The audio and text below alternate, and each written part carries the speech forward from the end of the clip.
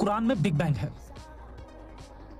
इस क्लेम पे बहुत बार बात हो चुकी है, लेकिन आज इस बिग बैंग को अच्छे से बैंग बैंग करते हैं। कुरान 21:30। क्या इंकार करने वाले नहीं जानते कि आसमान और जमीन जुड़े हुए थे, फिर हमने उन्हें अलग किया। इस आयत से जोकर नलायक जैसे लोग बिग बैंग निकालते हैं। बिग बैंग भी एक थियरी है, लेकिन जोकर इसको जस्ट ए थियरी नहीं बोलता।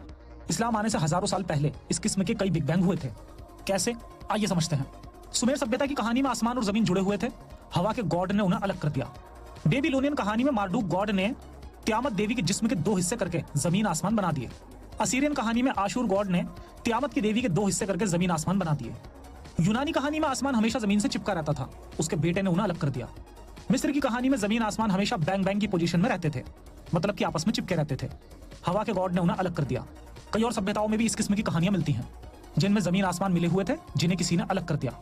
ऐसी कहानियां मक्का वाले जानते थे, इसलिए अल्लाह ने कहा, क्या इंकार करने वाले नहीं जानते कि जमीन आसमान जुड़े हुए थे।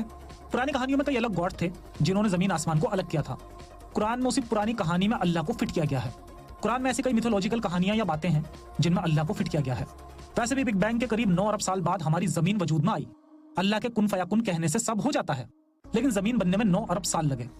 जिस इंसान के लिए सब बनाया, उस इंसान को बनने में 13 अरब साल लग गए। खैर, अल्लाह की बातें नबी ही जाने।